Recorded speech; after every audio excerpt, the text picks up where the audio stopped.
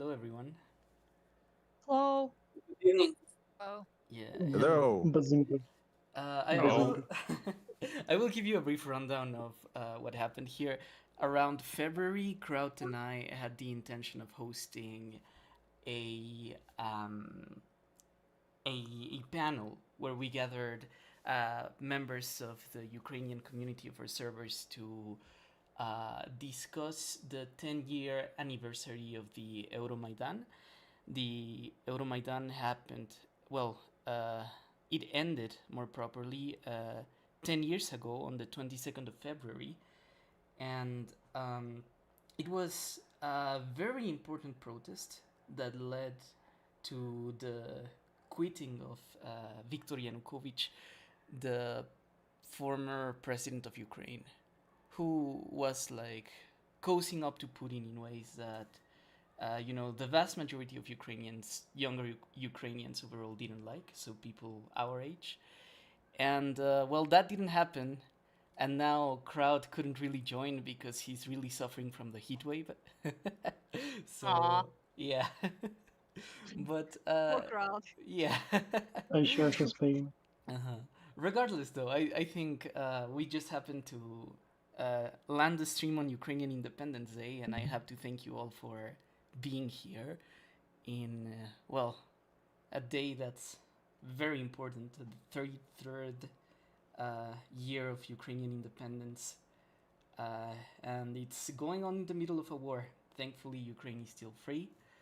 Um, but a lot of what the hopes of younger people are for the future of Ukraine are very encapsulated in Maidan. So I was hoping to hear like what everyone thinks of this event. Um, First of all, what do you think of Yanukovych? Like, what's the memory of Yanukovych in Ukraine these days? Oh boy. Who was Oh boy. with that one? Rodrigo. Okay, who Should I? starts? Yeah, Yeah, or someone whoever. else. I'll It's just too start. much to start over.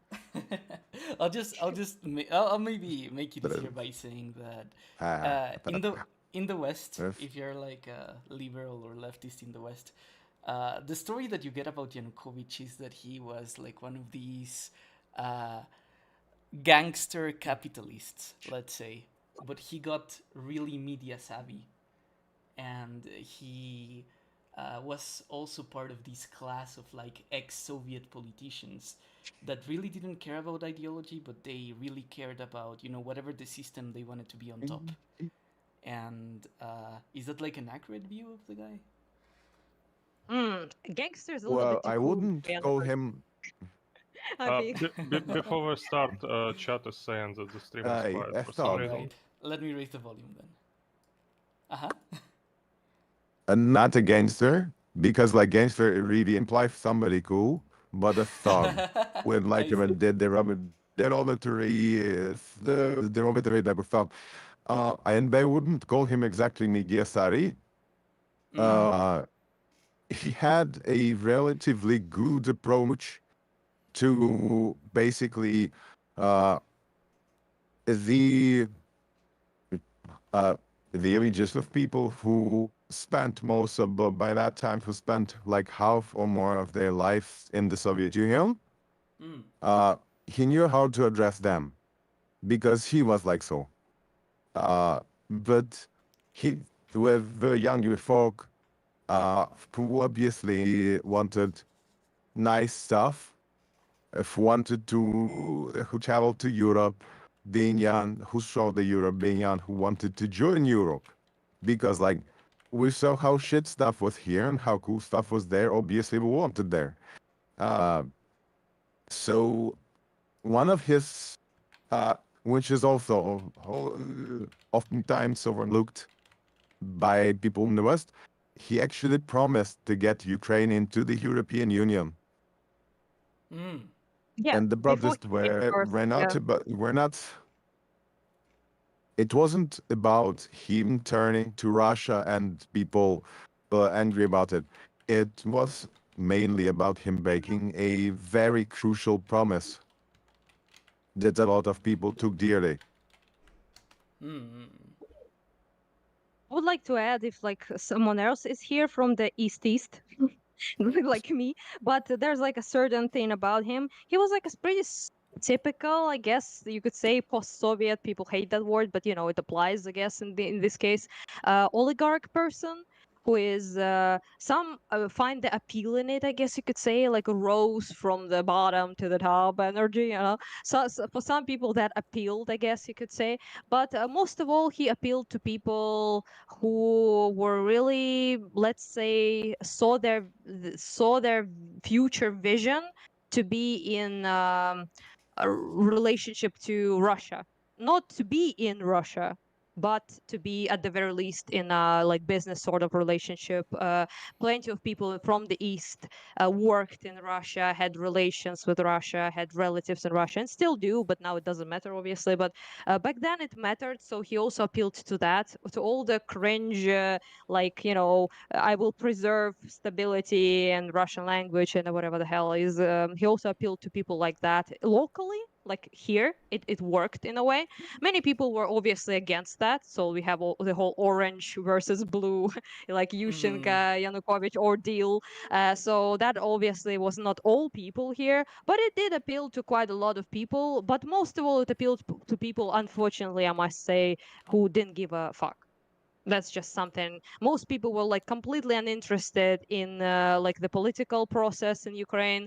Most people were like not at all, not interested in building a society that actually cares about things, a society that is actually very much interested in battling the corruption and you know, upping the human rights in the country, in actually having like some sort of decent life. Most people here were like rather apathetic or just didn't believe in any sort of change. The thing I heard growing up as a child was mostly, you know, us sucking is just our mentality, I guess.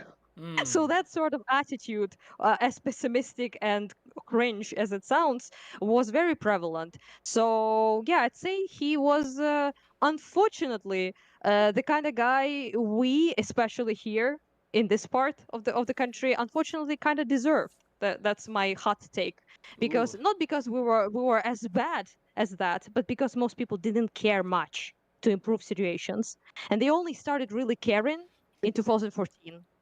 So that's something that is on topic for us, Maidan Revolution, right? Because that was something that really brought up people my age at the time. I was 19 at the time, and you know, who really were like now invested and actually started believing that we deserved something better than this thug, essentially. So yeah, that's kind of my take on it. Yeah, the Yeah, apathy really that's my makes take. We sense. heeded lesson. Yeah, Because, like, exactly. Yeah.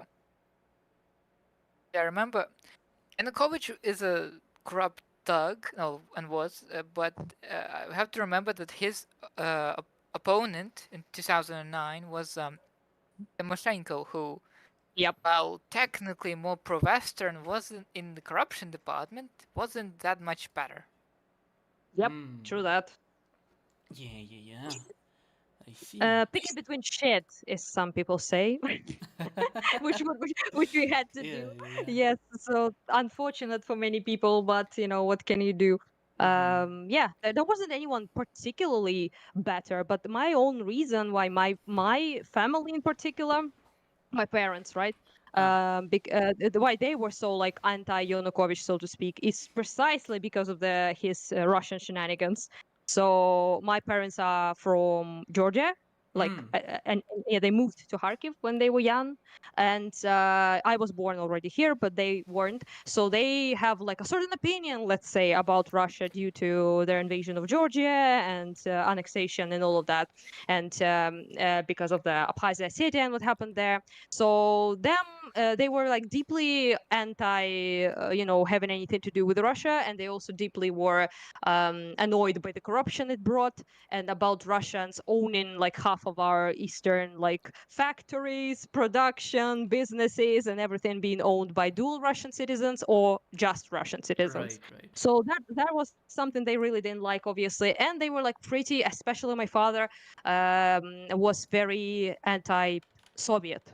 So that also something he really wanted to see changing. and us moving towards European Union and us moving towards the West was something he really, really wanted back then. Yeah. So that also influenced me, although he wasn't really like trying to talk politics with me all the time. But of course, I asked him his opinions and I talked with him about it. And my sister was very active during. I was like small when all the orange blue stuff was going on, like Yushchenko, Yanukovych. I was a bit too small to care, but my sister was very active in this whole like orange revolution thing. So she was also like politically motivated and talked with me about a lot of stuff. She's like 7 years older than me. So yeah, that's pretty much why I cared, where most of my friends really didn't give a crap up until 2014, where most of them started to give a crap. Yeah. I see. Yeah, it's interesting that you mentioned that about Yanukovych having this like Soviet association, because one of the things that also gets brought up when discussing his character in terms of like political strategizing is that he attempted to poison Yushchenko, right? Like he poisoned his rival for the presidency with dioxin, and that kind of like affected how his face looks today. He has like a type of acne resulting from the poison. It's scarring, yeah. I think the popular version is that Russia did it, not Yanukovych himself, actually. Yeah. Oh, Yeah, it's Probably not like FSB did it. it's not like proved exactly that Uh-huh. Yanukovych did it. So I wouldn't like be. I don't know if I haven't looked it up. It's been a while, okay. But as far as I remember, it's not like exactly proven. But unfortunately, I must say it's not that particularly strange in Ukraine back in the time for politicians to be attacked by wild boars on hunting, like from Game of Thrones or some shit. Or it actually happened in Kharkiv region, but whatever. Or being like poisoned, or being like all sorts of things. That's like kind of sort of chaos that is pretty prevalent in like this part of the world, and apparently in America too now, since people assassinate president candidates assassinations apparently now is a thing there as well. So it's not like really. I wouldn't say like it's a given I'm that it sorry was for not there. interrupting. Okay, sure. Uh-huh. But I'm yeah, sorry for yeah. interrupting, but wow, presidential assassinations are kind of a tradition in the United States, I think. I mean, yeah, but There's a bunch of cases going back to the mid-19th century, at least as far as my memory goes. I meant recent, like more recent years. Back then, yeah, of Oh, course, I see. JFK and things like that, obviously. But in more modern times, you kind of expect this sort of thing to not happen in the Western countries usually. Not to say that it doesn't happen. Yeah, but it's more prevalent in the countries that are not in the Western bloc, in my opinion, at least. Yeah, but like very recently. maybe in the United States you had the Kennedy assassination, the attempted Yeah, assassination Kennedy, of Reagan, but the point is more that in Ukraine, right? Like it was a lot more normal, perhaps, to expect that maybe if you were trying to run for politics, you could like upset someone who could like take measures against you. In Mexico, that's very common as well. One thing that recently happened here is that we had probably the most violent election recently in terms of the amount of candidates that were assassinated. So yeah, I mean that's always a risk doing politics in this kind of society. This sort of thing was really like more prevalent in the 90s, though, when it was later on, I must say. But yeah, we got like a little bit less unhinged, I'd say, later. But I guess that depends on what you think unhinged is. I mean, the considering Chernobyl story. I mean, how can we talk about political assassinations in Ukraine without invoking the Chernobyl story? What happened in Chernobyl? Oh, I mean, in the context of this, of course. I mean, he was the original pro-Western dude who ran first. Who ran on the first 3 elections, lost all of them. The last one, he lost by, being killed allegedly by FSB stage car crash. They basically drove a truck in front of his car and yeah. The infamous track. Running into the track. Very, very infamous situation. Happens all the time to politicians, especially in Russia, as well as journalists. They just ran into tracks. Okay, it just happens all the time. They fall off windows, drink poison tea. It's just all it's just popular happens. hobbies that people have. Yeah. Well, I guess. Well, having discussed that about Yanukovych, like closer to his actual presidency, you've mentioned that he backed out of the Europe agreement. Why did he do that? Like, what was his view, more or less?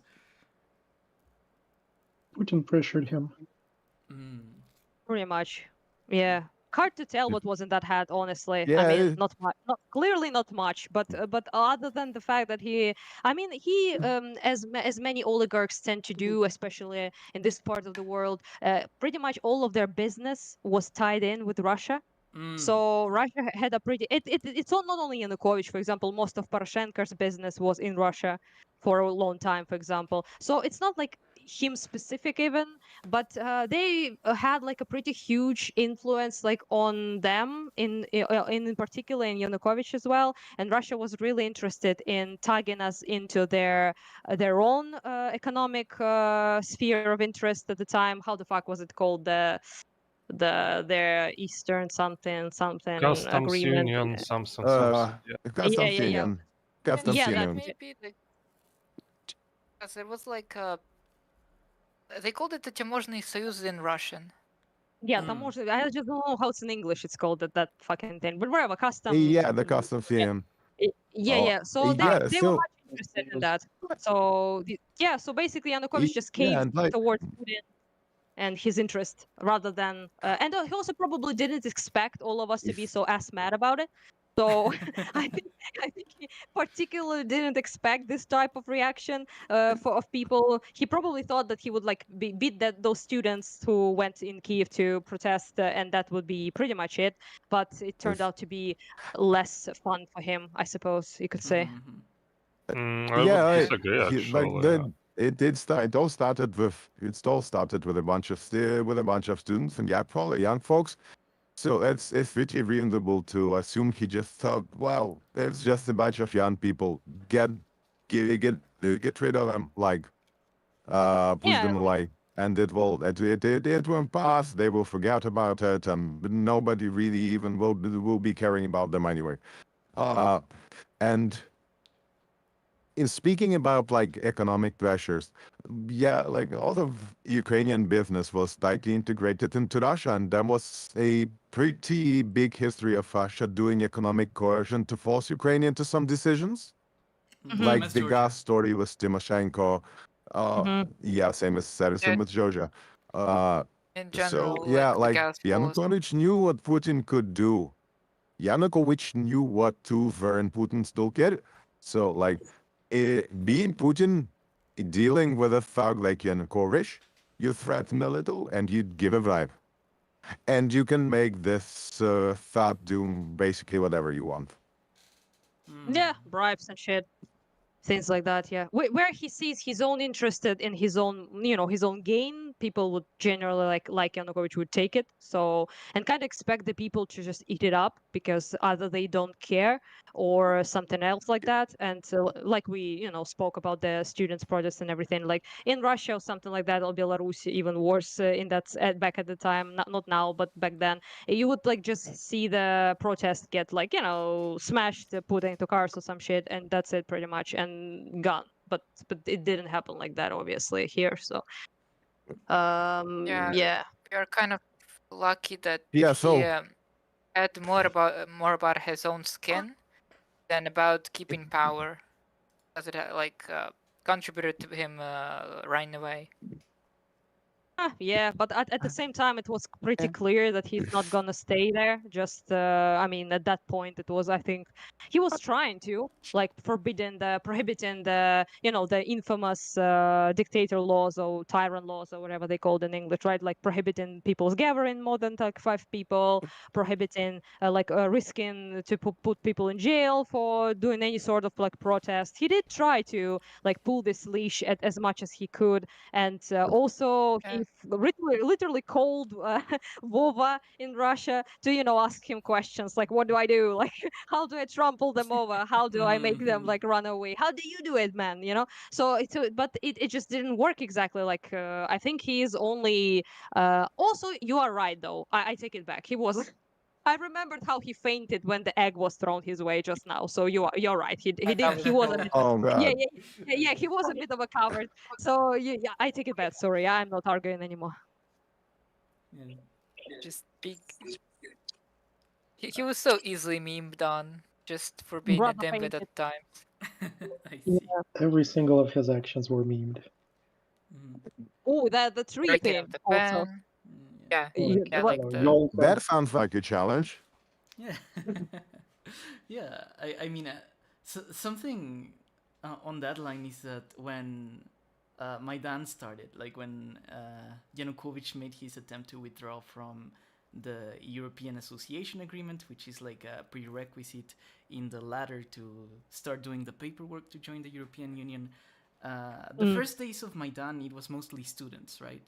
And it wasn't like the kind of protest that you would expect as looking at how it ended and how it began. It was mostly people having fun, maybe kids who wanted to get like an Erasmus scholarship, perhaps get the ability to travel, things like that. And yeah, those were the first 9 days, and it was kind of like the way it went at the very beginning. Were any of you there? Were any of you like in the first days of Maidan, or what were you doing? I was, but in Kharkiv. So yeah, but not in Kiev at the, and yeah, it was the same thing in Kharkiv. So people, younger students, like I was myself, like 19. So I am that category of people, and mostly people went because they were like mostly young people. I'd say like 19-year-olds, 20-year-olds, things like that. They would just be like wait a minute, wait a second, we have been like sort of like marching towards European Union and trying at least take some sort of strides to be accepted and to start if not get there, but start at least the integration process. And it's something that many people wanted even before, like Yanukovych, was in power and things like that. So they were mostly like just upset about this change of course that they thought was already established. But but that turned into something different when they, especially in Kiev, when we all saw like them getting bit up and just brutally, taken down. So that's why only after that, so many other people of other ages, of other groups of people started to gather in. At least that's how it was here, and I believe that's how it was in Kiev as well. But maybe someone from Kiev could actually tell better. Yeah, basically, like most of people were not thinking in the way that, oh, we can come out and protest and maybe change something. People were used to the idea if basically they backtrack, there's nothing we can do about it. But then after the beat up of students happened, people were just plain outraged. Like you don't get to pull that shit here and not get punished for it.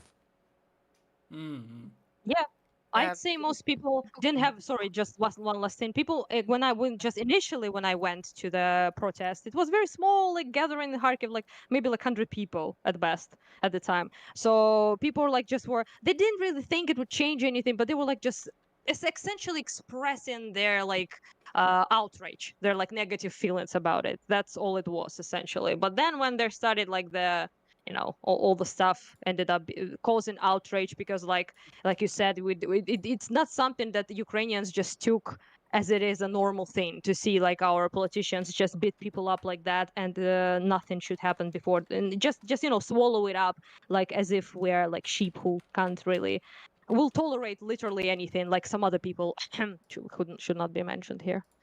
Yeah. Yeah.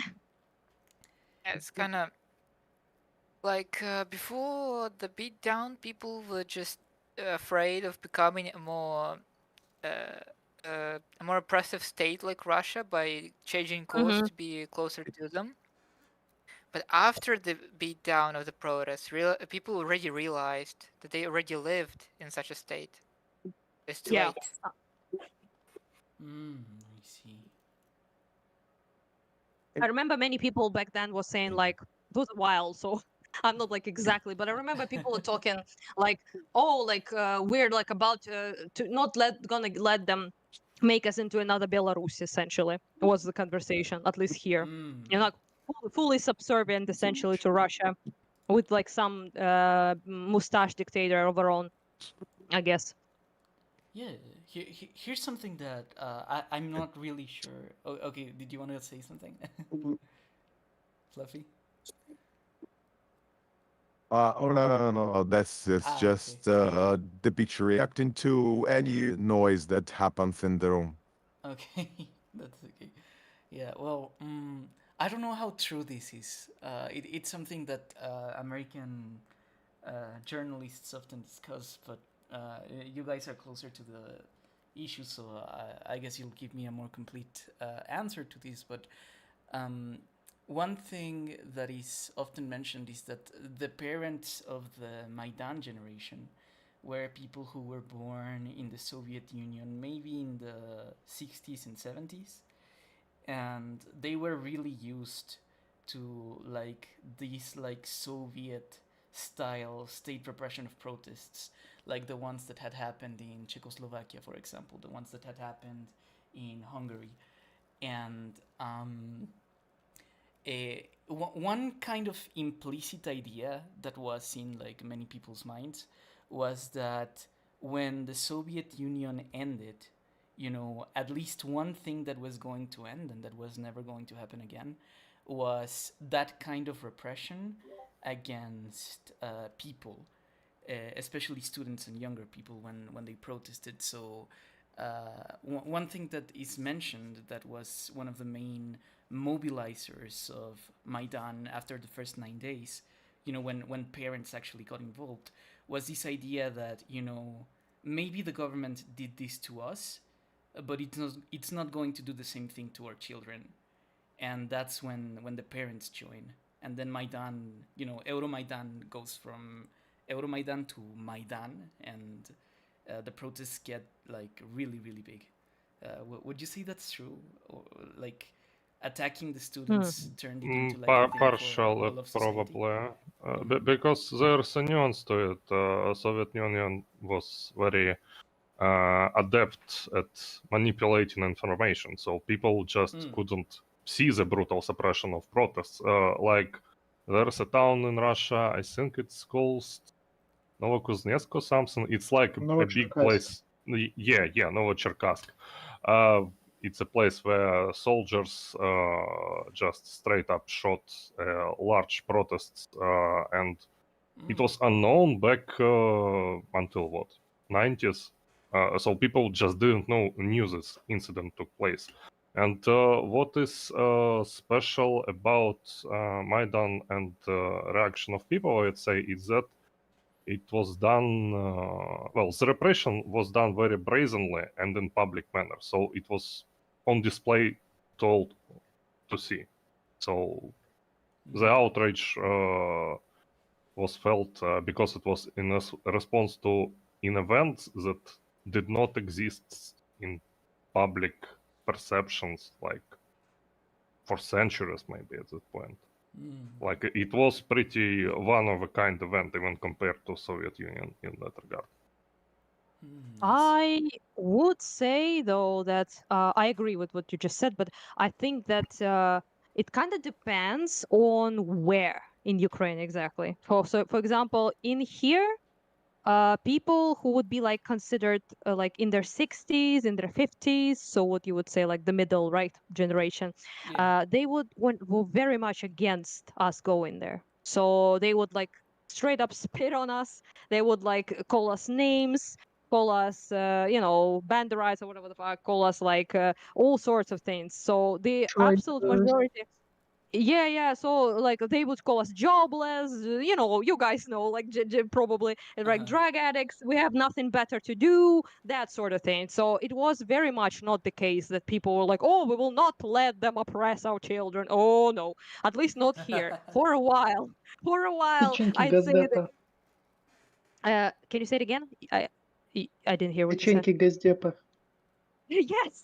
Rem- Yes, the Gazdev cookies. Yeah, exactly. So that sort of thing. So many people actually accused us of being like the stupid young people who doesn't know what's good for us and should shut the fuck up. So majority of people who were initially in the first month at least were going to Maidan, for example, in Kharkiv in particular, were very young people and very old people, interestingly enough. So we had like a bunch of really old people, like 70s, all sorts of granddads, and who were like actively fighting Soviet Union oppression back in the day. We had insanely cool dude who was very old and blind. He was like in his 80s already, and he was part of the resistance movement back in the day. He was writing a newspaper against Soviet regime and all sorts of things. Like he was a very cool dude back in the day. So yeah, so the 50s, 60s, 40s only joined in much later. So I would say like in a good middle of January, actually, in big numbers. Yeah, so it was Yeah, it wasn't exactly like that here, and I think it took them a while to actually see that we were not there for money. We were not there because we were like stupid. Same goes for Kiev, for example. Many people who are vatniks here, my parents of my friends and my friends even my age, right? They were like very much convinced that it was something worth it because they saw people getting shot at and not running away. And that was something that really made them think, probably not doing that for the cookies. Probably not.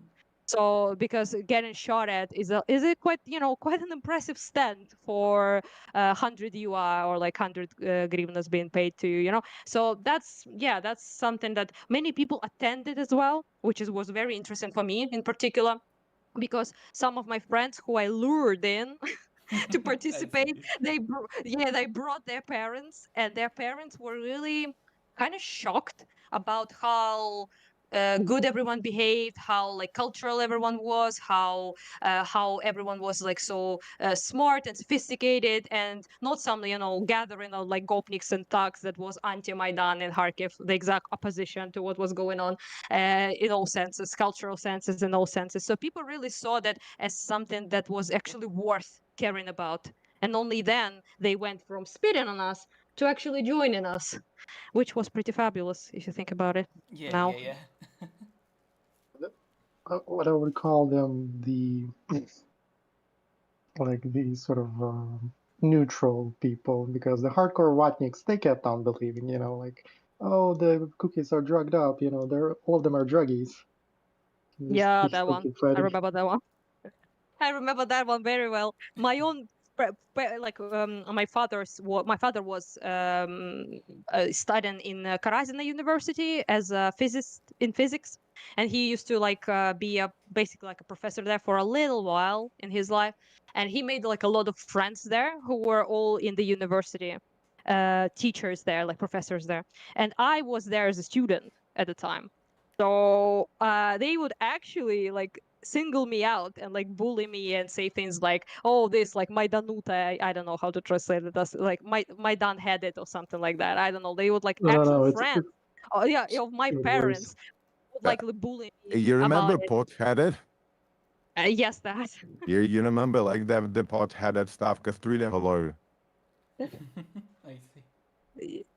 Yeah, so that was all sorts of things, honestly. I mean, it was kind of moving to see them change, because my parents, for example, were very afraid because we were attacked all the time by Titushki, by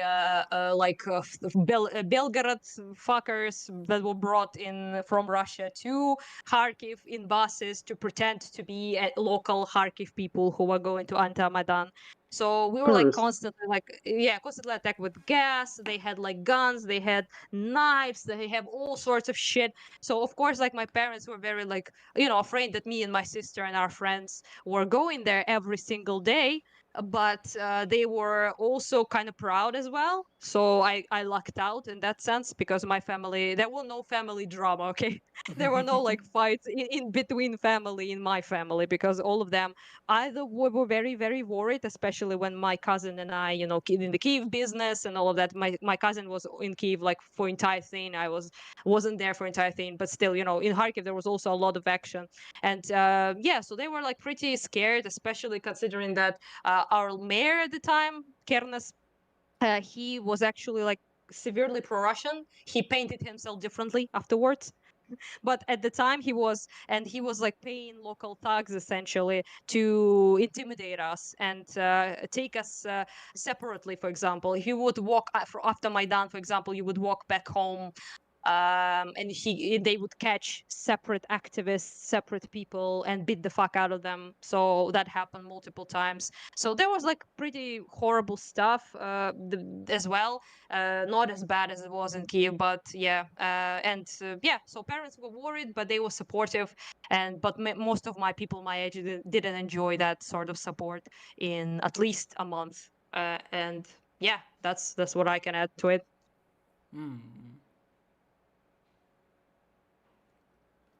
I guess we have a couple of people who were like quite young when Maidan happened. What was it like? I don't know, seeing it on TV or something like that. What was the impression? Confess, which one of you are young? I can Do comment, Well, but I'm not by sure. by the time of events, I have been between 10 and 11, so Ooh. yes, Aw. I'm quite young, but I can still remember some certain episodes, like watching news and remember my, for example, parents and my relatives and everyone talking about how things are pretty uncertain, and while everyone was hoping that things will turn out for the better, many people also were skeptical, and that's also pretty relevant to the discussion we had about people, neutral people, because many people, as always, many people are either apolitical or just trying to stay neutral and trying to keep things away. We are lucky that we are indeed not like Russians in that regard, but nonetheless, there is a lot of people who still were simply scared to, for example, participate in that. I remember that well. And yes, and even as though I was pretty young, I can still say that even little kids were seeing that something is going on, you know, and it impacted a lot of us. I see. Yeah.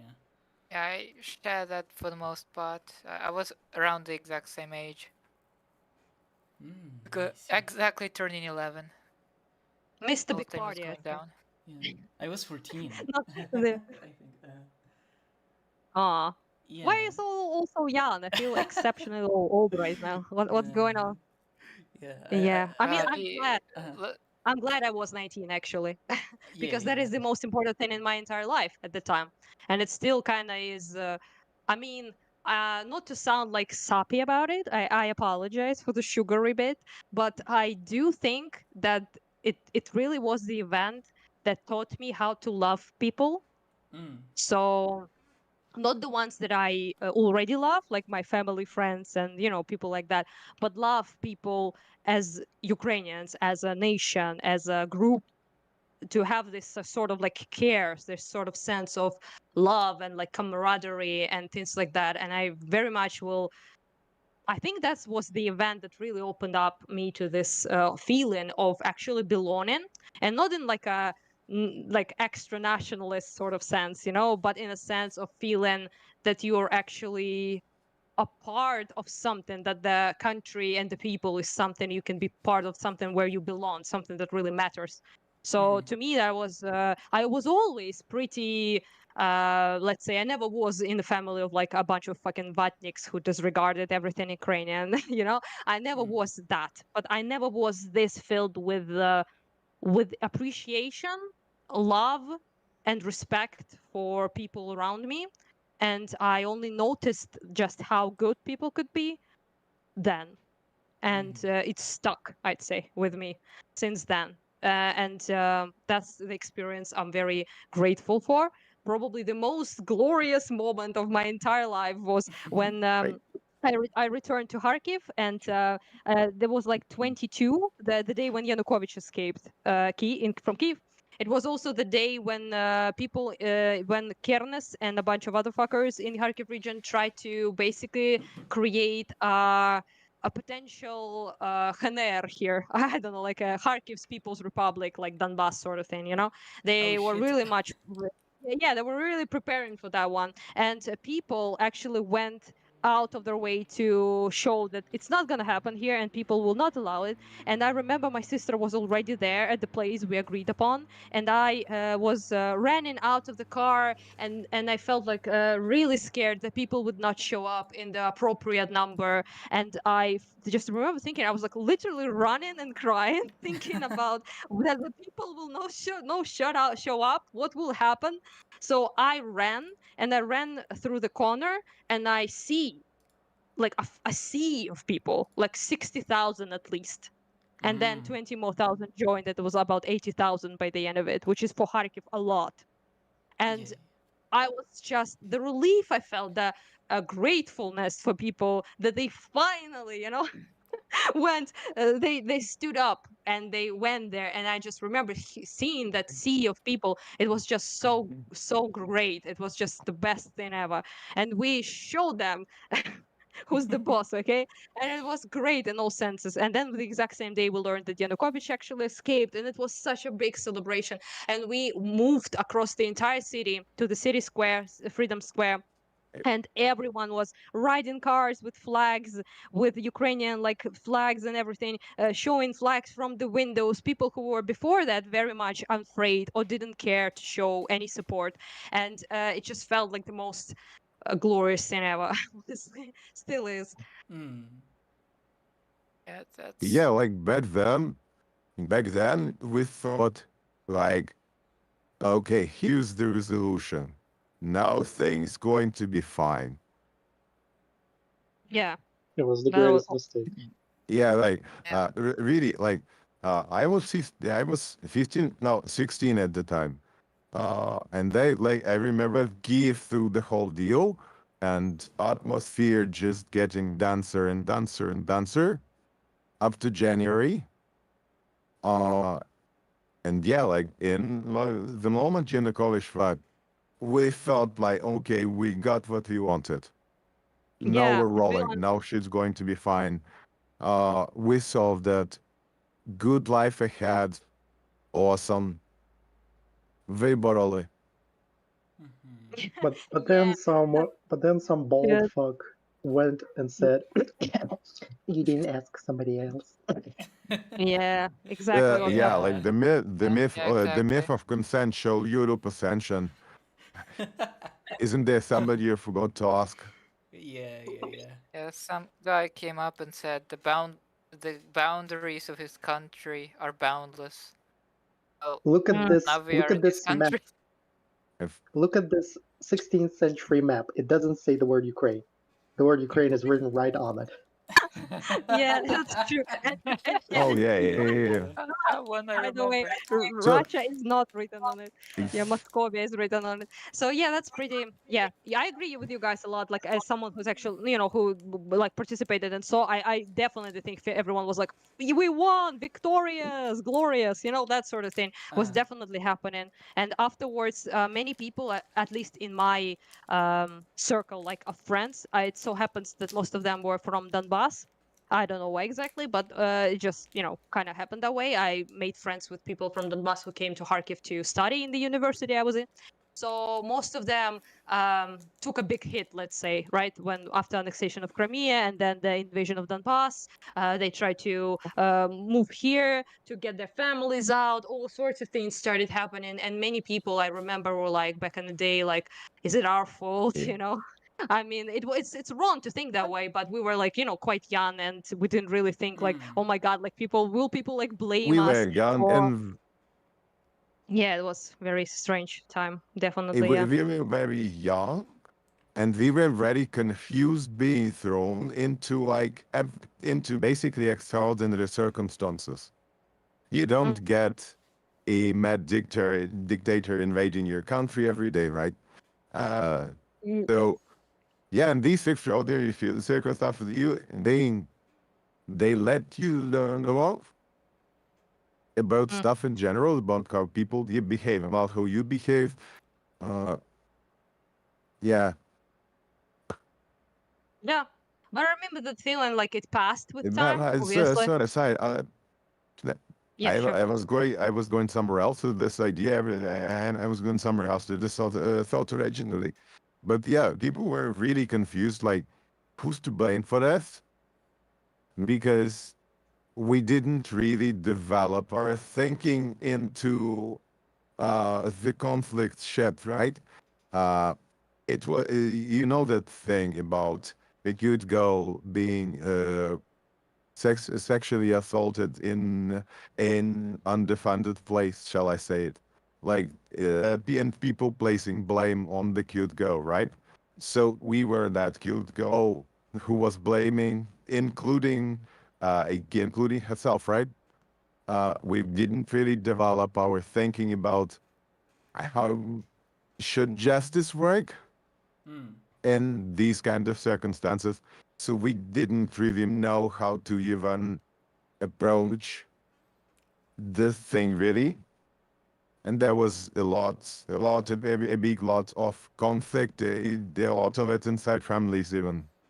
Uh, because some are thinking, right, like we did the right thing. It's Russia who's not doing the right thing. And there were people who were thinking, "Oh, you did the wrong thing. You pissed off the Russians. Now we all get the Yeah, punishment." Yeah, yeah, yeah, that's yeah. true. That's 100% true because I even remember like the conversation with a very close friend of mine back at the day who stopped being a close friend of mine. A very, but it was like that exactly because he was very It. like not, I would say like semi-vatnik. So not like Okay. full on vatnik, but like semi vatnik. And his mom was exceptionally like very pro-Russian vatnik and all sorts of things. So he was like same like reacting relatively not awfully to the Maidan and me doing what I was doing. But then when the annexation happened and the invasion of Donbass happened and all sorts of things happened, and he was like very much on this train of like you shouldn't like poke the bear, infamous cringy thing, Mm-hmm. but he did say that. And I remember like now of course I know that they were gonna do it, and any move from them towards something else would result in this sort of punishment. And I knew that because Georgia suffered through that and my parents knew that, obviously, right? But at the time I remember feeling like very, I don't know, like anxious, I guess you could say, because horrible things started to really happening. And as like a 20-year-old, you would think like, oh, did what we do made this happen? But then all of that thought process fell away, obviously, because I got involved with volunteer work back then as well, and a lot of my friends went into volunteer corps to defend the country. And it wasn't like really, there wasn't any time for stupid self-blame and to pointing fingers at ourselves for doing what was right and doing what we deserved to actually do, instead of pointing a finger at a very obvious culprit, which was in Kremlin. So Mm. yeah, but it was a bit of a conflict between people at the time, even then, I remember. And yeah, it did feel like you're the victim blaming itself, like you said, definitely, like because even Putin himself used that language, now that I think about it. Like what was it what he said, this cringe thing, if anyone Ah. remembers, like нравится, не нравится, Нравится, не I think. нравится. Yeah. терпимая Терпимая красавица, красавица. что-то там, sorry for It's an Yeah, for incorrigible yeah, joke. yeah. It's yeah, for those who might Okay, not yeah, know. we need to pass. Those We are. need to pause the stream for a second. We need to wash our mouths after saying that. Okay. yeah, I am sorry. Yeah. I'm sorry. For I brought it up. Yeah, I apologize. Yeah, yeah, for but those who might not know, I think this is Yes. it's a Russian proverb. It's also the lyrics of a song uh, referencing Cinderella, I think, or no, the Sleeping Beauty, where kind of what it says is like, regardless of what you want, we are going to do things this way, right? basically, I would translate it as like it addressing a woman. Basically, here, like it or not, put up with it, my beauty. would be probably Yes. the best translation. You could Yes. put Yeah. up with it. Yeah, Like, yeah, yeah. Uh-huh. Putin is a rapist. yeah, dude. He's a rapist. Yeah, yeah. Let's just be honest. Yeah, dude Very- really used like a proverb about abuse, and then just used it to explain his geopolitical goals, and thinks he's a good Cute. guy. Yeah, very cute. Mhm. Yeah, and he was I mean, basically in a that's way, he did explain his geopolitical goals. Yeah, he yeah. did do. Yes, It's yes. just Like, not in a way that he intended to, right? oh, maybe he did. Who knows? I don't think that's something that Russians or him considered shameful to treat like If, Ukraine as a country oh, like that. yeah. Yeah, or Georgia or any other country. Oh, yeah. Yeah, Because that, all of it, I all of it are Like provinces. instead, the institution of rape is the rape as a punishment institution in Russia is a big thing. It is. ah, Here's the thing I wonder though. The ones of you who live in the East might be better equipped to answer this question, but one thing that people said, at least back then, I don't know how true it is, was that after Yanukovych is expelled, the interim government comes in, and they were going to maybe enact a law that questioned the dual official status of like Russian and Ukrainian as official languages. Like, how true is that? Like, for those who might not know. We never Uh, really had that. I mean, we did. I think we had local Okay, so laws for that. yeah, the Eventually local abolished. languages. So what? Yeah. What you're in talking reality, about is the infamous Kivalov Kolesnichenko law. Basically, it's I think it was established in 2010 on the Yanukovych. That basically Ukrainian regions get to choose regional languages that basically behave like state languages in those regions. And it's a really big deal because one of the first steps in re-Ukrainization of Ukraine after the many dozens of years of the Ukrainian state and Ukrainian nation being forcibly Russified and assimilated. One of the first big steps in bringing the Ukrainian language back was Kuchma instituting that every interaction of every facet of Ukrainian government should be in Ukrainian. Every cog of Ukrainian state should work in Ukrainian language, and every place a citizen could interact with the state should be in Ukrainian and Ukrainian only. That was the first big stepping stone, and I cannot emphasize how important it was. So then these two dudes, Kivalov and Kolesnichenko, and they institute a law that, well, you don't have to use Ukrainian if you really don't want to, which just basically crushes the stone into pieces and makes it useless. So one of the big points of Euromaidan, aside from the European Union, was actually the cancellation of this law, because it was principally unfair to the Ukraine, because you don't get to bring the assimilatory language back. If we're living in Ukraine, this shit's going to the state shit has got to be in Ukrainian. And to put it in context, yeah. sorry, Well, a couple of sentences more, and I'm stopping. Yeah, sorry. Okay. So, and to put it in context, we only got Ukrainian movies in theaters in like 2003, I think. We only got washing machines in Ukrainian in like 2007. You couldn't buy a washing machine with labels in Ukrainian in Ukraine. There's like it's easy to talk about bringing the language back abstractly, but when we put it into concrete places like filling out your documents in Ukrainian, buying a piece of technology with Ukraine with an instruction on how to use it in Ukrainian, most of these things we had to like fight for it, and this law basically made it all really unnecessary. So it has got to be cancelled. And the Russian propaganda porn that was that not only we're going to cancel it, but we are also going to force everyone to speak Ukrainian and ban Russian from every place in the Ukrainian country at all, which wasn't the case, but it was turned into that.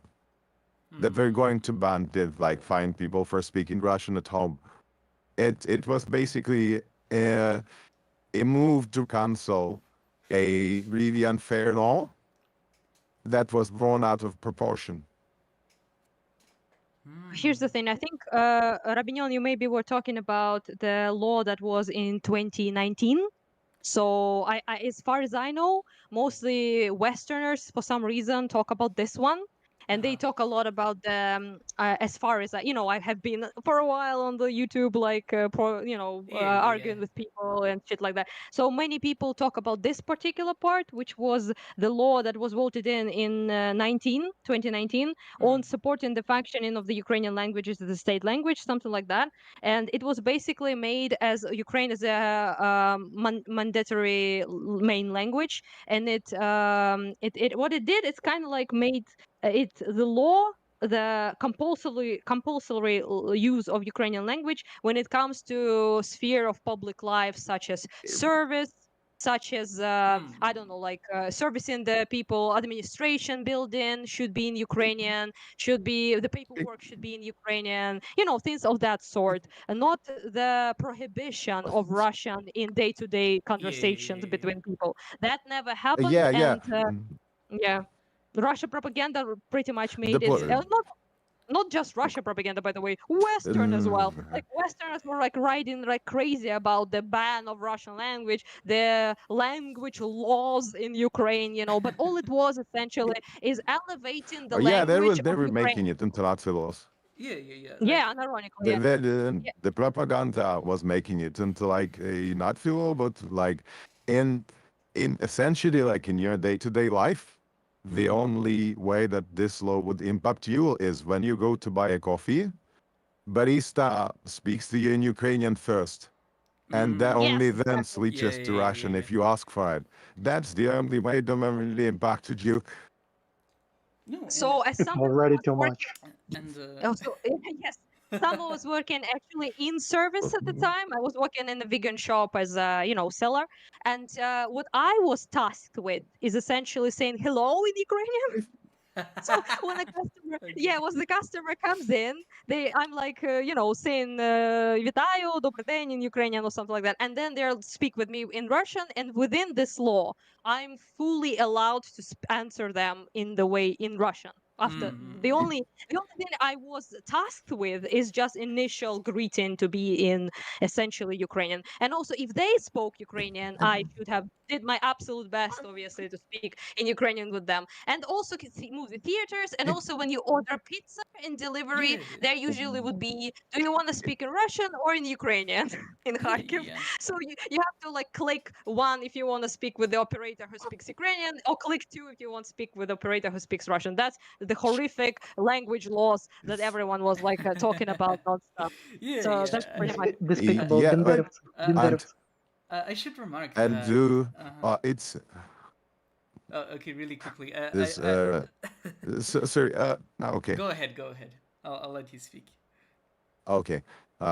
And like we're making it really unimportant.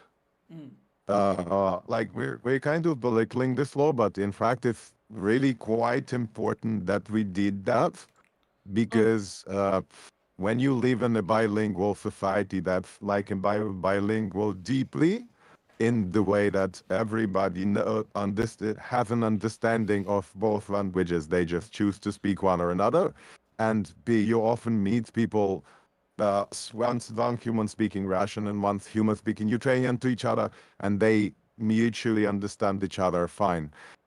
In such communities, language is also subject to peer pressure, basically.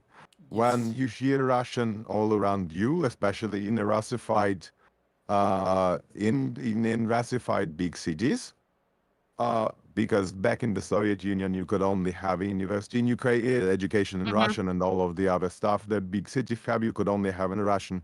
That's how my father got to speak Russian. He was born speaking Ukrainian. So basically, like, language is a tool of peer pressure. And the way that you let people speak the language that they choose with their conscious and met with the peer pressure is that you introduce more of the points of entrance for the language that is being systematically oppressed by the peer pressure. Yeah. You give people more chances to speak the language. And I it also works. said It that. really does. Like, because I am. Oh, pre-2019, sorry. there were a lot of places where you couldn't get a job if you spoke Ukrainian. You had to speak Russian in the office. And 2019 law made it much simpler for people to fight against that and like, no, that's not how it works. We all live in Ukraine, so you should be absolutely capable of working with me when I'm speaking Ukrainian. Yeah. As someone who is from the Kharkiv, Russian-speaking city, I grew up speaking Russian. My parents speak Russian. I never spoke Ukrainian at all as a teen or and afterwards as well. And I was really even then.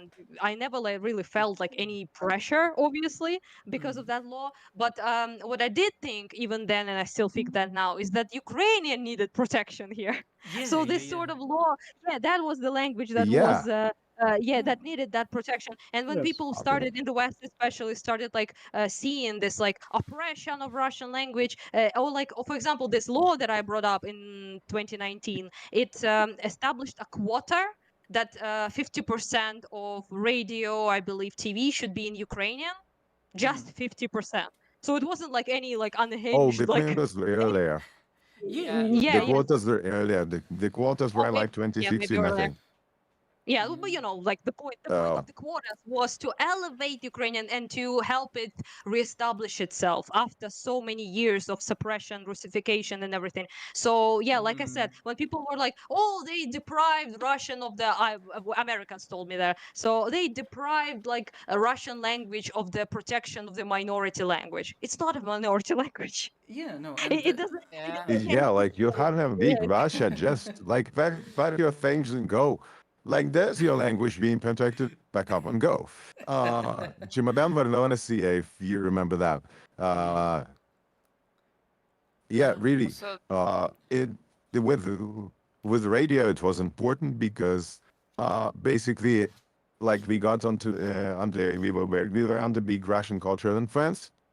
So radios were commercially motivated to put up more Russian music than even Western music, depending on the radio station, of course. But like so making this quota made it easier for Ukrainian artists to Yeah. appear on Ukrainian radio. And same goes for television because like even in 2019, 2020, Ukrainian TV companies were making TV shows in Russian just Because they because they expected could to get send away it also with to Russia. putting yeah, they could because like they expected to sell it to Russia, to Kazakhstan, to Belarus, and they knew they could get away with airing shows in Russian in Ukraine. But like once we made it Yeah. harder for them, they were motivated to film in Ukraine. And if you want to sell, yeah, go ahead, please translate. You get at something really important, which is that language laws of this sort are like nothing especially weird, especially when you go anywhere else in the world. Like for example, Yeah. in Canada, there France. are a lot of protections for French. In Spain, there are a lot of protections for Catalonian, and all of this comes from like an interest that the vast majority of languages that exist are endangered because there are some languages that are spoken like just so much more than them in terms of the number of people that speak them, and you have an economic interest if you are like someone trying to sell something to go to the most spoken language. So it is often on linguistic minorities, like, the case of Quebec in Canada, to instaurate laws that encourage the use of the minority language. And in the case of Ukraine, Ukrainian is certainly not a minority language in Ukraine, but if you look at all the countries around it, and all the Russian speakers around it, there certainly was an incentive that it was really important for Ukrainian to have like a heads up. It would be really normal, and I think it often is, that Ukrainians can understand Russian or are exposed to Russian, but Russian speakers in general cannot understand Ukrainian or are not as exposed to Ukrainian. Yeah, they can't tell our language from yeah, Bulgarian. Mostly so. Like for an average Russian speaker who isn't living in Ukraine and constantly being exposed to Ukrainian, of course, basically Belarusian is a funny Russian, and Ukrainian is a Polonized funny Russian. So But Yeah. they couldn't both of those they couldn't understand, of course. I mentioned this specific law if you I guess I brought up these. even if and you're speaking about like Ukrainian not being a majority language, but if you walk into a big Ukrainian city, the most centers of the oblasts, because of a lot of efforts of falsification during the empire, during the Soviet Union, basically even people who moved to the city, they got Russified. As I said, my father was so. Basically, if you go to a Ukrainian city in like 2000s or pre-2000s, I would even say like pre-2022 big Ukrainian city, you are mostly going to hear Russian. I see. Yeah. It is so So like, I guess the thing it is very it is very hard to explain all this nuance to people. So the story that they are always tend to bring up is that my first attempt to switch to Ukrainian was actually in 2015. And they couldn't make it because everyone around me was speaking Russian. Like, I just couldn't stand the peer pressure of speaking a different language to people. I see, Yeah, the situation was that bad that like modern kids in Western Ukraine not understanding Russian is a new phenomenon. Like it's that bad. Like for example, I was born 20 years ago, a bit more, and because there were no laws to prevent Russian from being overused on television, I perfectly understood Russian. I was not even speaking to Russian until I visited Crimea, that is. But still, it meant that the entire generation of all Ukrainians knew Russian. No matter where they lived, including all of Western Ukraine. Obviously, even though like it wasn't a thing anymore where you had to learn Russian in like schools, which by the way, I wasn't taught Russian at school either, and yet I could even somewhat write in it with errors. That is. I see. But I it guess is that bad. I mentioned this thing about the law specifically because one thing that's the Putin narrative is that the government of Crimea was like scared of Ukrainization, we could say, and then they asked them to come in, and that's quite a prevalent myth. I guess that's like the 2014 like thing. the entire point of the autonomy was to not let this happen. In a way. They already were an autonomous region, so and when it's just something to just a very simple story, like to highlight everyone's point, is that when I was the difference, I'd say is colossal, because when I was a kid, for example, and someone spoke Ukrainian, ashamed to say this, but people will point in fingers at those people in Kharkiv. So that's how it was. So if you see someone on the metro station, for example, as a child, right, in school, and you see people speaking Ukrainian, you would point fingers at them. You would laugh. So that's how bad it was, and Yeah, nobody Yeah. because thankfully now Ukrainian. is Uh, laughing at Ukrainian speakers in Kharkiv. But back in the day, it was a thing, and it wasn't that long ago. I'm not that ancient, okay? So, because of that, I must say that change was like pretty necessary. Not to say that everyone should like live in fear when they speak in Russian. Obviously not. Yeah, and none of these laws really affected how people speak on a personal level with each other. Like, right? It never was like so like some agent comes to your home and like, are you speaking Russian in your kitchen, bitch? Like nobody was like doing that. It was all about elevating it and making it as awful as it sounds, normal. Like normalizing Ukrainian being the prevalent language, and nobody is being like giving you stares that Germans speak German. That people in Germany paperwork in Germany is in German. Like nobody is confused that French president speaks French.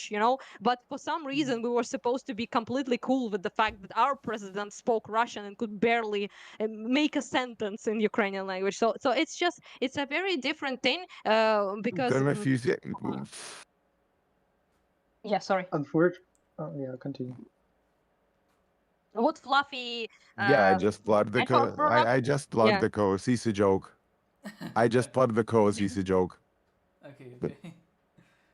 Yeah, so what people brought up, especially in the eastern Ukraine and southern Ukraine as well, where Russification was so severe, like absolutely destroyed Ukrainian language here. Like, and it's just you can really feel the effects of that. For example, my father didn't know Ukrainian; he was Greek, born in Georgia.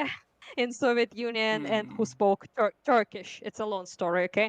A lot of migrations. But point is that when he was here, all the people had to learn exclusively Russian, because if you wanted to have a job, if you wanted to be in the university, if you wanted to have like some sort of career or be shown some sort of respect as a person, the only way to do it was to speak Russian. And that applied to all people, to Armenians, Georgians, Greek, but also to the Ukrainians themselves, obviously, especially in the eastern parts.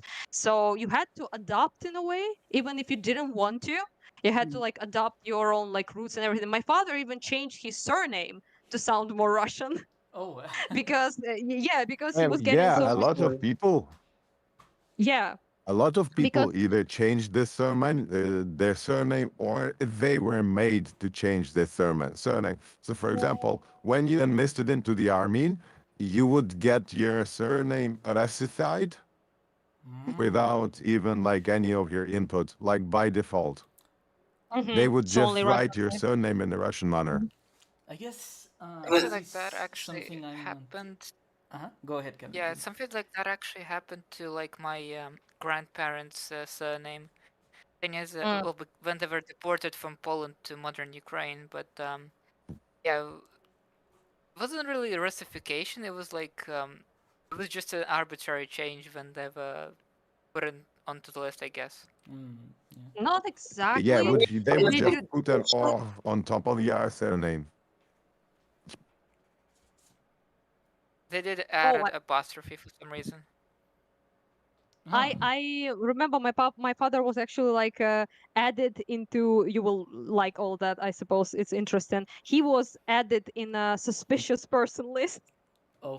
because of his surname and his thick accent. It was like really easy to clock him. And he and a bunch of like Azerbaijani dudes, a bunch of Jewish dudes, and a bunch of I believe Syrian dudes who were students at the time. All of them were on a suspicious person list. Yeah, the fun times, honestly. Yeah. So At least racist Soviet organization. This. Yeah.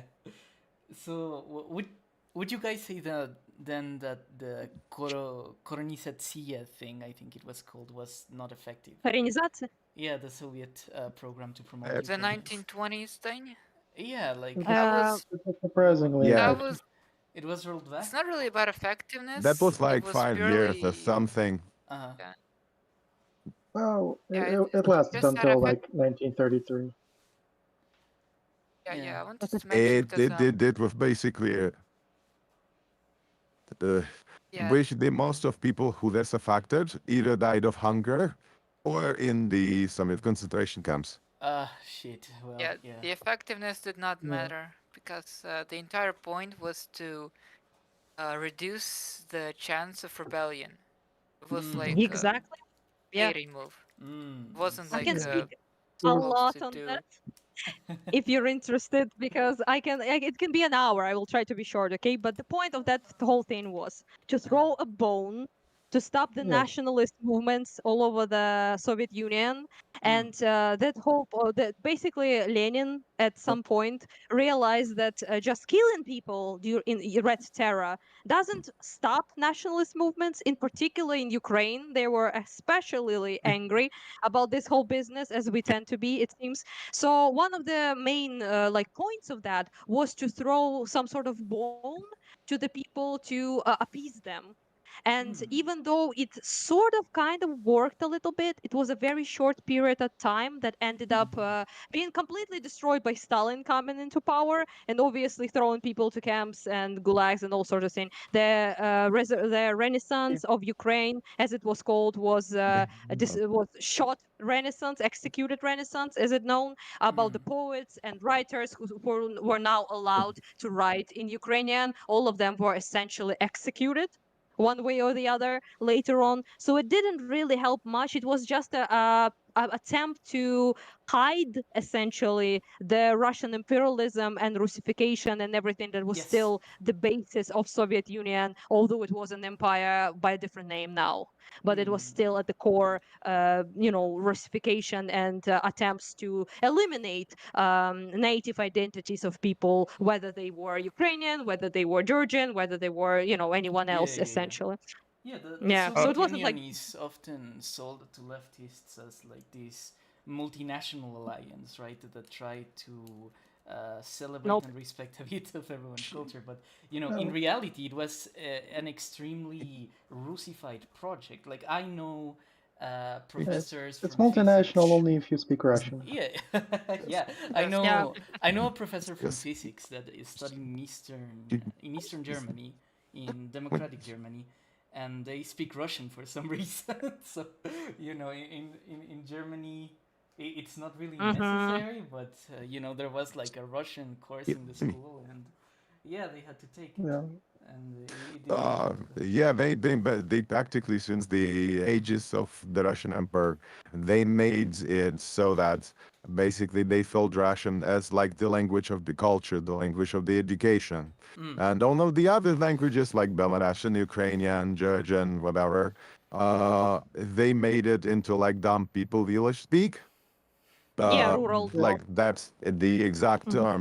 That's the exact term they would say. Like if they heard you speaking Ukrainian, a lot of even like Russian Brairot Ukrainians, they would say to you, "Why are you speaking this like villagers in village speak? Like speak a normal Yeah. language. Yeah, Speak not this is only Russian. like that. at one. Like Russian was like the normal language." Uh, up to the point, then again bringing up the father's story, on the first year of his university, he had to have a visit to the dean's office, and the bureaucrats at the dean's office heard his Russian accent and thought he's an exchange student. oh, I see.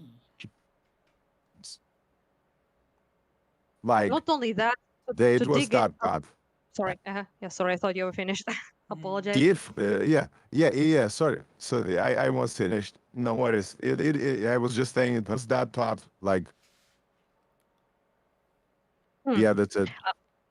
I would like to add that it was a little bit kind of like more rabid and more horrible, obviously, in early periods of Soviet Union than it was closer to the end of it in terms of like oppression of different languages. There was a difference there. But for example, if you read people like dear Rosa Luxemburg, who wrote a whole essay on the subject, actually, she would definitely be extremely rabidly Russian imperialist in the sense that she only saw Russian language as the only one allowed essentially to thrive in Soviet Union, and she also tied any sort of like attempt to speak your own language, and people who refuse to Russify and denounce their own culture, their own language and everything, she saw them as extreme nationalists who are traitors to the proletariat and are essentially a threat to the good old Soviet Union regime, you know. So it was back in the day. Not only it was rural is a bit later term, but back in that in period in time during Lenin's time and shit, it was definitely much more severe in a sense that if you any attempt to preserve your own like language, culture, and national identity, cultural identity, whatever it is, right, would be perceived in the Soviet Union as a traitor activity, Yeah, which yeah, we yeah. all know how that went. Yeah, you know, the idea of a lot of these things where that, you know, communists have this project of creating something close to a universal person, which is like a person that is not bound by culture, not bound by anything. They are just like a man, rational. It's Full like, story, bro. yeah, yeah, it's like an enlightenment idea. But ultimately, the I mean, problem it is that, sounds cool on yeah, yeah, paper, yeah. but Yeah, Identity. yeah, the great problem of that They were idea. trying to. They were trying for a Soviet identity. Yeah, They the were great. trying to build like a Soviet Yeah, identity as but opposed it to was national. I guess the great problem of that it was idea is Russian that though. the people who led that were still people who had a culture, right? You don't have Exactly, yeah. any time a person without a culture. And when you're the person with the culture and with the political system, and you say, "Ah, yes, my identity is the rational, enlightened identity, and all the other identities are like the Problem inferior was identities," yeah, that the universal quote unquote identity was Russian. That exactly, was yeah, the problem, and yeah. it always Yeah, They're happened from it this way. was Moscow. Yeah. basically a Russian identity with a different name. Yeah, and the one with more power, the one who dominates essentially, the imperialist in this sense, is the one who will dictate which culture, which language will become universal, so to speak. And it is always, at least before now, at least for now, historically, you know, it has been always that way. And I don't really see it changing in the sense that the smaller nations, the weaker nations, if you will always be the ones who will be dominated and oppressed, and you know, they will be assimilated, not the other way around. Never. So in that sense, the universal thing only works if everyone is like, I don't know, like, let's all speak some new language and chill the fuck out, no nationalism here. But you know, it's really I Toronto mean, it failed. works. Yeah, exactly. It works like in a futurist, I don't know, game or movie or some shit, but it really doesn't seem to be that easy to implement in real life. Yeah, no, you're completely Yeah, right. I this- think that It- what liberals and leftists 21st century eventually concluded was that language has to be something that we all have to like work with, you know, accept the differences instead of trying to assimilate people to like this you know, great mob of a certain thing, because when it comes to cultures, there are no cultures that are like, let's say, less deserving of emphasis. And the problem with the Russia and the problem with the Soviet Union by the end of the day is that they existed in this sort of continuity of perpetuating Russian, you know? Like maybe they did it for different reasons in their heads, but they were doing the same thing when it came to Russifying the people under the country. No, Basically, they knew basically exactly what they were doing, to Q, be Yeah, honest. yeah, yeah. basically Q syndrome from the Invincibles. If everyone's super, then nobody is. Yeah, yeah. That's the point. Yeah, Well, yeah. The point was That just to erase uh, any differences so that everybody is easily controlled. yeah, yeah, At yes, least in that's the mind of communism. Stalin. yeah.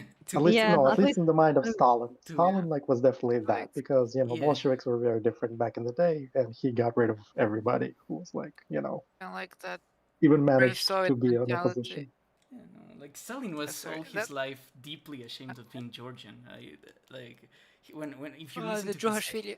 yeah, if you listen to his Yeah. speeches, he has like a Georgian accent, and when people Yes. pointed it out, they got killed. So yeah, it Well, was not killed, but it was it wasn't for the benefit of his whole of the to be the leader of the. It's like like the all the soldiers on that picture, famous picture where they hold the flag with the Reichstag. All of them were made to be Russians essentially, because you couldn't be a great person or hero or great poet, a leader of the country if you were not Russian. Because only Russians were really allowed to be at the spotlight, to be at the top of the chain, so to speak. So of course, to him, he was ashamed because that was a detriment to his position. So that's the society how it was back then. So yeah. Because he saw himself as the new like emperor, the new like Yeah. restorator of the Mhm. of the great Romanov Empire. Because like like Lenin and his dumb ideas about autonomy, those were dumb. Do it like I do, like I want to do. Just make them essentially just part of Russia. Don't make them like sovereign states. That was like the big problem Stalin had with Lenin. Yeah. You wanted to say something. Everything Russian is Soviet, so everything Soviet is Russian. Yeah. The thing. Yeah.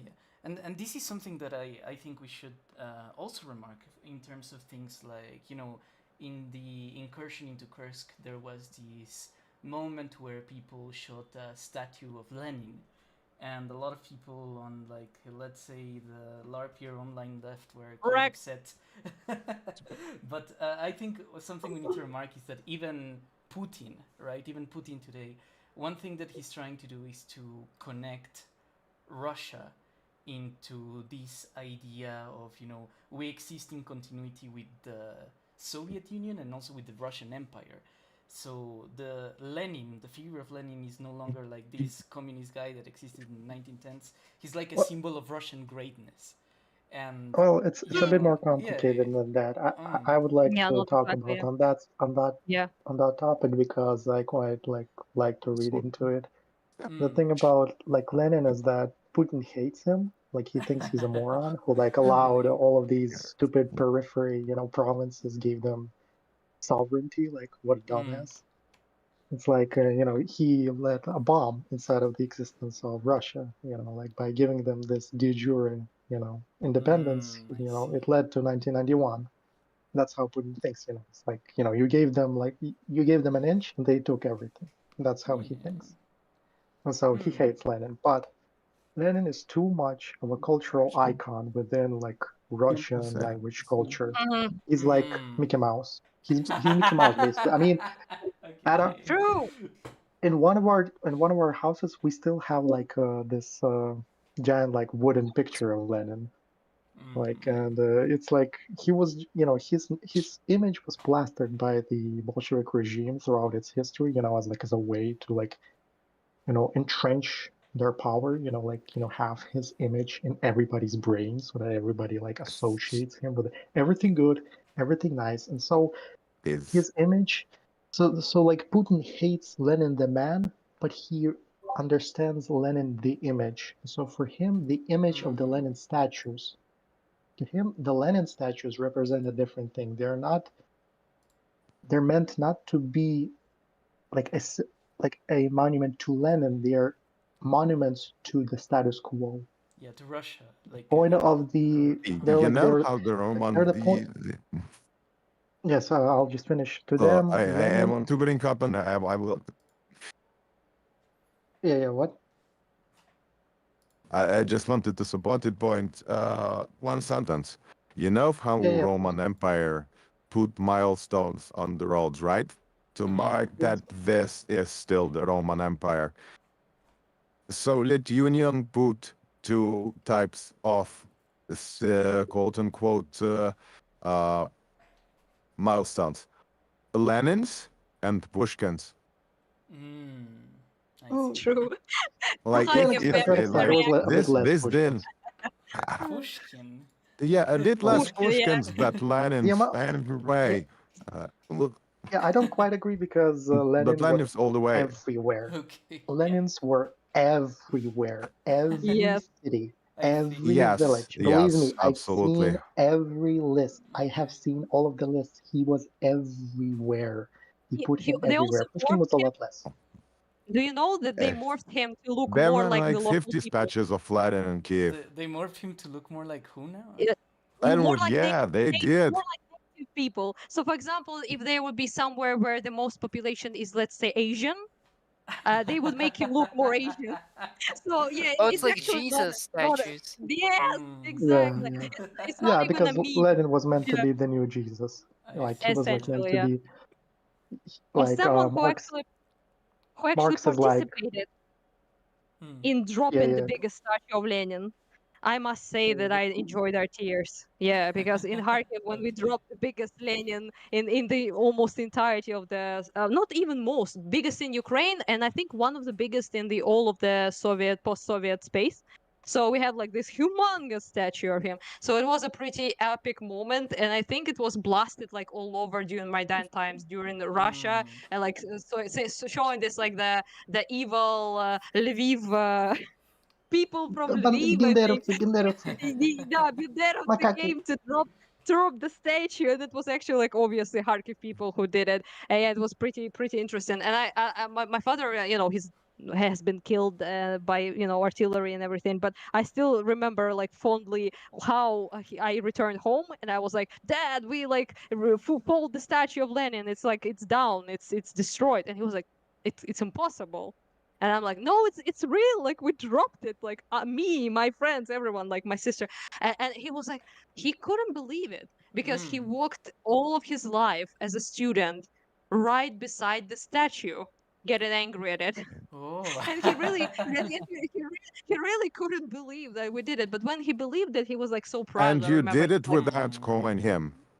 Yeah, but And you yeah, did it yeah. without Yeah, calling you didn't him. even call him.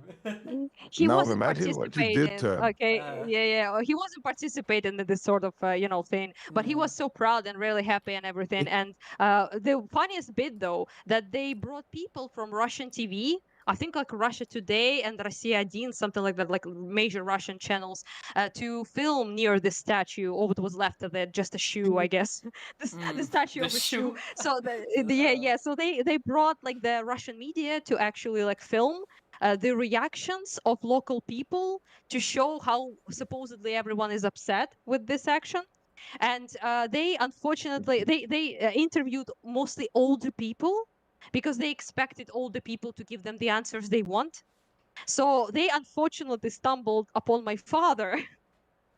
Oh. And that was not their luckiest day. So they asked him like with a very tragic face, like, what do you think about this barbarian horrible action, all of that. And he was like, will and he my father gave the most base answer possible. He said like, would you hang a portrait of a rapist in your own house, of the person who raped you? And she was like, well, no. And he was like, why the fuck should Lenin be on the square of freedom in Kharkiv after what he did in Kharkiv, because I don't know if you guys know, but there are like 5,000 people were executed during Red Terror under Lenin orders in Kharkiv.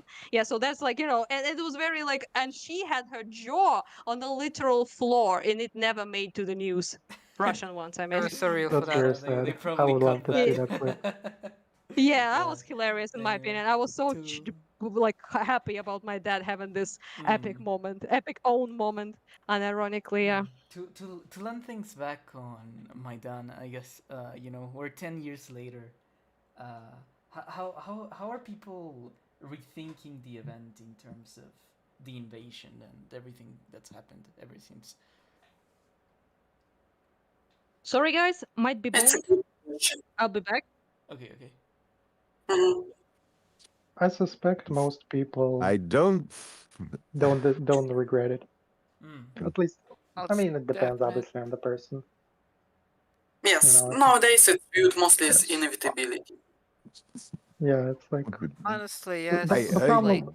Like, I think the ultimate Rush. problem is that, like, at least the way I view like Euromaidan, it was very much like a national revolution against Russia, like in a sense, and that's how Russia saw it. To them, both the Orange Revolution and the Euromaidan, Revolution of Dignity, they were like these revolutions against the Russian order and, a rejection of Russia, and they simply could not accept that. And so in the end, how would I say it? like it represented, yes, like what like it was mentioned, and an inevitability that they would just come. I mean, they hoped, to take over Ukraine, like, sort of manipulate it back, like they did with other, like, like with Belarus or with Central Asia. With Russians, they tend to think that they basically have the right to own the place. And with both revolutions and this invasion, the primary, like, in between the lines reaction that I see in a lot of, like, pro-war, like, aggressive Russian stances that I see, who the fuck are you to not listen to our elders? We're the owners here, not you. And they get very much pissed off when we tell them that, no, we own the place, not you. You don't own this place. It's our place, and we decide how we live here, not you. And they get pissed off by that, like, royally. Yes, Russia is very possessive. Yeah. They really just act like this diplomatically. Like, remember before the war started? I mean, the full-scale invasion started.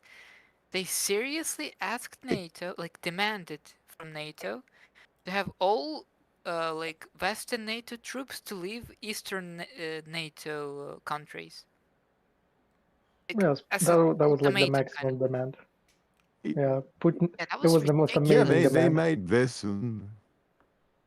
They made this demand, Joe.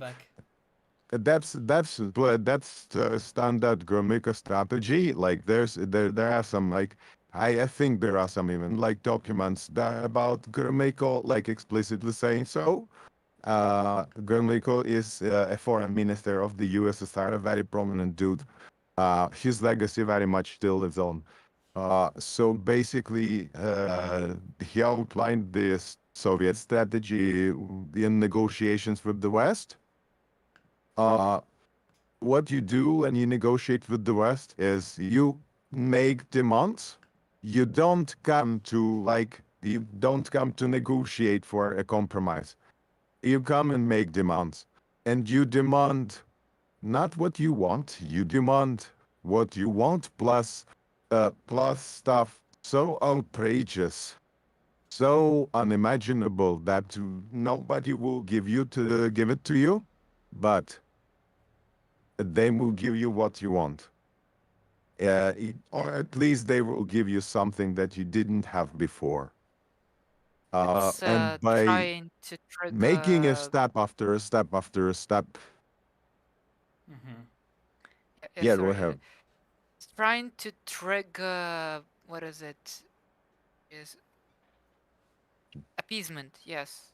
Specifically trying to trigger appeasement from the other side. Yeah,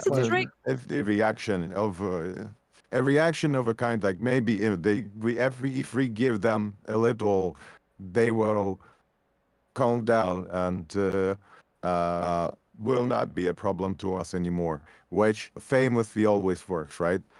That's what Stalin thought about Hitler, that he will give Hitler the economic support that he needs, and more of it, and as much as Hitler asks, and even more, in behalf that maybe, like, I will give a lot to them, and maybe they will leave me alone. It worked out beautifully, right? Yeah. It also is kind of like a psychological trick if you think about it, because you come, it works even in real life between, like, just regular people, but they use this trick to, you basically come around, you make maximalist demands, the ones that you know will not be satisfied by anyone. They're so outrageous, so out of the or anything reasonable. But then when you have another negotiation, for example, you maybe demand outrageous again, but a little less outrageous, and then you demand what you actually really expected to have, and it seems like you actually made a concession. So it seems like you actually were like, oh, like, we made a concession. This is negotiations, everyone. Meanwhile, you always knew that the outrageous demands will never be met, obviously. But you also, it gives you an opportunity to test just how prone to appeasement your negotiation partners are. just how much can you get away with, essentially, which is what Russia has been doing since Chechnya, since Moldova, since Georgia. They have been getting away with it. We can't deny that the world essentially let them get away with it. And the only thing they got in 2014, let's be honest here, is a bit of a slap on the wrist at best. So because of that, of course, you can march further as long as you get away with doing what you want. You can argue that they're shouldn't still say getting away like with they it. got a slap on the wrist with a gentle encouragement. I would rather even say that in 2014 they got a slap on the wrist, but with a gentle encouragement to go further. The way that people flirting to each other would do, right? I was generous, okay? I was as generous as I could be. Yeah, you're right. It was barely. It wasn't even a slap on the wrist. It was like a gentle, maybe think about it at worst. Okay. And then Nord Stream 2 happened, so the Germans went right back to. And they want to now. Many people want to now. They just really expected us to die quicker. Okay, so unfortunately for them, it didn't happen. So they now have to deal with the reality of of what situation became. But it would be more convenient for many people if we didn't put up a fight, obviously. I got to say that one of the things that really changed my mind, and now that you mentioned that negotiation strategy about the true nature of the situation, was that I noticed that the Russian ambassador to Ukraine had actually negotiated with the Zelensky government an agreement where Ukraine would not join NATO, and then they would like have some security guarantees and some things that the Russians said they wanted, and this was like right before the invasion, but Putin just ignored it and attacked regardless, right? Like, I mean, you need to know just one thing about Russian and their guarantees is that they can wipe your ass with them like every time, because they never in the history of mankind they have. Oh no, wait, they actually did honor one agreement with Hitler, but other than that, rarely ever. When it's a joyful event of attacking Poland together, then probably yes. But if it's something else, then never those agreements are made in any good faith whatsoever. So that's pretty much it. Do you think the rest of the world are just a bunch of lackeys? Basically like the tradition in Russian international relations is that basically negotiations are for the weak and the demands and coercion are for the strong. So what you do is when you're weak and you cannot demand or coerce, you negotiate. And as soon as you are able to demand or coerce, you forget that these agreements were ever the case. Like it was always, and it was always the case. Like one of the reasons that Napoleon actually attacked Russia, one of the primary reasons, was that Russia actually wiped their assets with the previous agreement with France that they wouldn't trade with Britain. They started trading with Britain, and Napoleon didn't like it. Like there were other reasons, of course, but like this was a pretty important one because France obviously didn't want anyone supporting Britain. Yeah. I think. Speak about more modern things. Sorry, just about this Chechen stuff. For example, look at this very simple thing. First Chechen War. Russia lost essentially. They couldn't achieve any of their goals. They got insane amounts of losses. They absolutely like devastated, and they realized that, and they made an agreement. They went to the negotiation because it was convenient to stall the time. And Chechen, of course, bought into that because they were really struggling pretty hard, and it was them who were getting their city destroyed, their their people killed, and they only thing they could do in that period was trying to rebuild something that was destroyed, obviously. Meanwhile, Russia upped their production of weapons, were much better prepared this time around, and next time they attacked, despite all the agreements of the they wiped their ass with the with the peace agreement and the guarantees, and then time they succeeded, unfortunately. Because and it's something they kind of, that people in the West who push for us to negotiate and be like, okay, let's stop this war for like 5-7 years. That's what they want for us, I suppose. Same thing that happened to Chechnya. Yeah. Yeah, this story goes around quite often. Yeah, and you can see the Russians actually wanted to join NATO Hey. like back in the day, but what they said, the great detail back then was that they didn't want to apply; they wanted to be invited, right? So. The NATO, you mean? Yeah. There's this. Oh yeah, certain that was aspect that was a story. That has Yeah, this detail. they basically want And I respect. think when NATO expanded, something that Yeltsin went ahead to say was like, why did you break this idea that you were not going to expand? And the exact words that he said, he might have said another country, I don't remember, but he said something along the lines of, "We're not Haiti, right? Like, we are not Haiti for you to like disrespect this this great Russian position of like, Yeah, they're making our will yes, known." they are Yeah. deeply insecure and they want Right. respect from everybody. Yeah. That is the biggest issue. Like countrywide need for And- respect, like the insecurity that ends up doing Yeah, this. it ends up in them lashing out. Yep. Maybe if it didn't behave like Middle Ages Yeah. barbarians, then people No, probably would that was respect them. Probably respected them a little bit more, but they That was unfortunately haven't fairly- discovered this. yeah. That I was think it fairly normal largely in comes from 19th them not century respecting Europe. themselves. Maybe, yeah, whatever. I like to call them medieval. I don't know. It's all it's the Tolkien fantasy, okay? It just sells the vibes of the orcs a little bit better.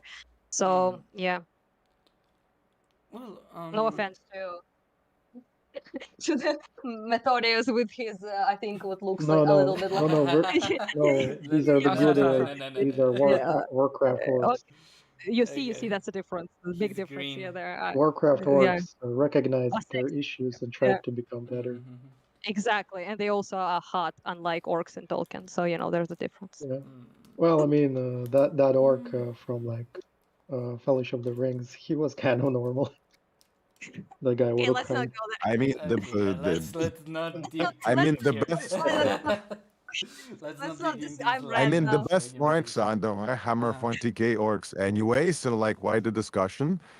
Yes, exactly. Yeah, I'm escaping this conversation that I brought up on this. Sure. It's not. Yeah. Well. Are there any things you would like to say to people before we close? Because I want you to have 1 hour of your Independence Day for yourselves and not like push this into midnight. Yeah, I need to go anyway because curfew is soon, very soon, like in 10 minutes, and I need to slip away somewhere before it happens. Sure. Okay. Yeah. So Or it's else BetterHelp finds you. If you have any last words, or if you want to promote something, I think this is the. I mean, nice chatting with you all, obviously, and yeah, thanks for the invite. And if anyone wants to see my curious adventures and volunteer work on my Twitter, Ukrainian Anna would be that. And yeah, that's pretty much it. Yeah, bye bye, and lovely talking to you all. I gotta slip away to another place before curfew starts.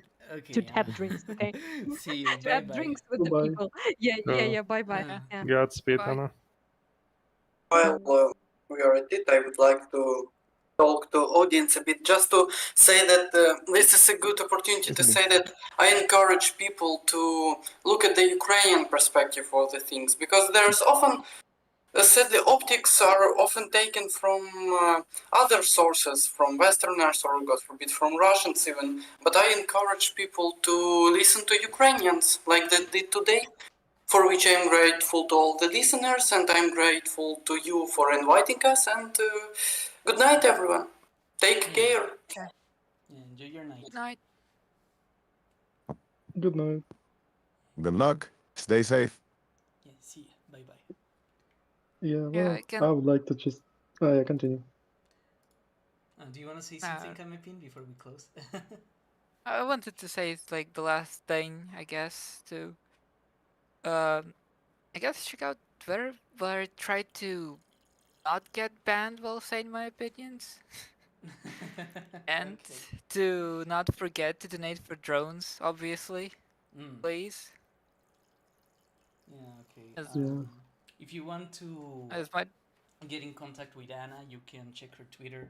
She's involved in getting like a lot of resources to both Ukrainians on the front, and if you are not comfortable donating to militaries or weapons, she also does a lot of things specifically for healthcare and the maintenance of people on the line. It is very important to keep in mind that a lot of Ukrainian defenders are dying not on the actual battlefield, but on the medical field where they could actually be helped, survived, you know. So yes, please, please, please, if you can spare it, try to donate to any of the many causes that exist to provide aid to Ukrainians. And yeah. Well, I would also like to just give the last word to the very few audience that we have, or the couple of you, that it is very important to remember to, just have a broad outlook on the situation, especially with something as complicated as the current war. And so just do your research, try to listen to various voices, not just our voices, but everybody else's. And just, a broad historical context is important. And so that's just my general advice, is try to seek out sources so that you can broaden your understanding of the situation. So that's about it. And yeah, good night to all. Yeah, all right. Good night. Good night. Slava Ukraini, happy Independence Day, and Героям we'll be seeing each слава. other soon. Героям слава. I'm Slava. Theorem flow. All right, the stream has been ended.